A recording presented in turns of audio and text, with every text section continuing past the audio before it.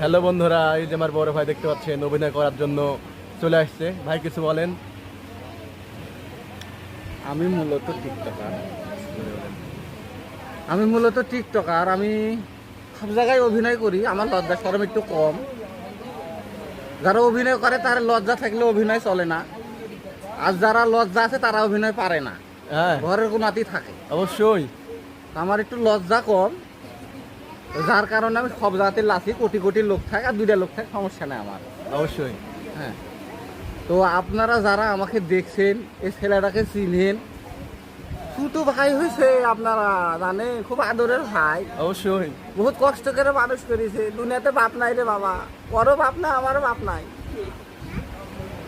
তো যাই হোক, এদিক করে ময়ে দেওয়া করে ছেলেটা একটু মনিটাইজেশন পাইছে। সবাই একটু সাপোর্ট, কপেলিং শেয়ার করে দিয়ে।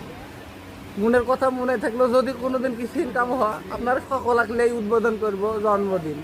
সবাই ভালো থাকে। ধন্যবাদ। ভালো